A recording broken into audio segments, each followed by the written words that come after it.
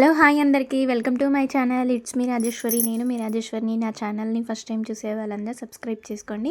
Video మాత్రం skip చేయకుండా పూర్తిగా చూడండి. ఇక్కడైతే నేను మసాలా వడ ప్రిపేర్ చేస్తున్నాను. అది శనగపప్పుతో వడలు ఉంటాయి కదా, సో అవి ఎలా చేసుకోవాలో చూద్దాం. ముందుగా అయితే పప్పుని బాగా 2-3 సార్లు కడుక్కొని 4 గంటలు అయితే నానబెట్టుకోవాలి.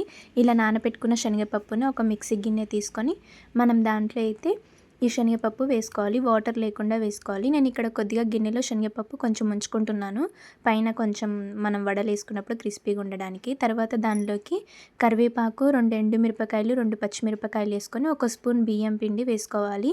తగినంత సాల్ట్ కూడా యాడ్ చేసుకొని ఇప్పుడు మూత పెట్టేసి వాటర్ పోయకుండా మిక్సీ పట్టుకోవాలి. ఈ విధంగా మిక్సీ పట్టిన తర్వాత మనకి ఈ విధంగా అయితే ఆ శనగపప్పు ఇలా మిక్సీ పట్టుకుంటాం కదా, ఇలా పప్పు అయితే మెత్తగా పట్టుకొని ఇప్పుడు ఒక గిన్నెలోకి అయితే మనము ఈ పేస్ట్ని అయితే వేసుకోవాలి. ఇందాక మనం పప్పు ఉంచుకున్నాం కదా, సో ఆ పప్పులోనే వేసుకొని ఇప్పుడు సన్నగా కట్ చేసుకున్న ఆనియన్స్, కొద్దిగా కొత్తిమీర కూడా యాడ్ చేసుకొని ఇప్పుడు ఈ మిశ్రమంలో తగ్గినంత జీలకర్ర, తగ్గినంత వాము అయితే యాడ్ చేస్తున్నాను.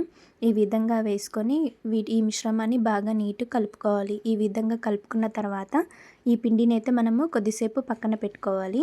ఈ విధంగా కలిపి ఇప్పుడు పొయ్యి మీద ఒక బాండి పెట్టుకొని తగినంత ఆయిల్ అయితే వేసుకొని వేడయ్యాక మనం ఈ శనగపప్పు ఉంది కదా, సో ఇప్పుడు మసాలా వడలు అయితే చక్కగా రౌండ్గా ముద్దలా చేసుకొని ఫింగర్స్తో అయితే చిన్న చిన్న వడల్లాగా ఒత్తుకోవాలి. ఈ విధంగా మరీ లావుగా కాకుండా సన్నగా వేసుకోండి. ఈ విధంగా ఆయిల్లో వేసుకోవాలి. ఈ విధంగా అన్నీ అదే ప్రాసెస్లో సేమ్ కొంచెం కొంచెం పిండి తీసుకొని వేసుకోండి. రౌండ్గా చేసుకొని ఫింగర్స్తో రౌండ్గా మనం వడల షేప్లో పెట్టుకోవాలి. ఈ విధంగా వేసుకున్న తర్వాత అదే విధంగా నెక్స్ట్ టైం కూడా వడలు అలానే వేసుకొని పొయ్యిని కొద్దిగా హై ఫ్లేమ్లో ఒకసారి ఏమో సిమ్లో పెట్టేసి నీట్గా గోల్డెన్ కలర్ వచ్చే వరకు వేయించుకోవాలి.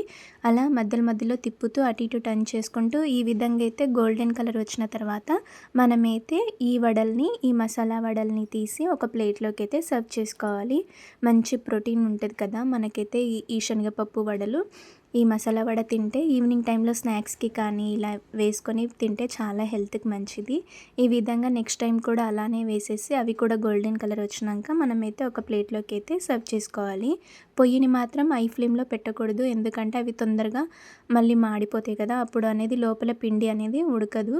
ఈ విధంగా చక్కగా మనం సిమ్లో పెట్టేసుకొని ఇట్లా గోల్డెన్ కలర్ వచ్చిన తర్వాత తీసి ఒక ప్లేట్లోకి అయితే సర్వ్ చేసుకోవాలి. వేడివేడిగా మసాలా వడలు అయితే టేస్ట్ అయితే చాలా బాగుంటుంది.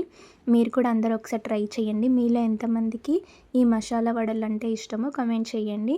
అదేవిధంగా లోపల చూడండి ఎంత చక్కగా కుక్ అయిపోయిందో. ఈ విధంగా అయితే చాలా టేస్టీగా ఎమ్మీగా ఉంటుంది.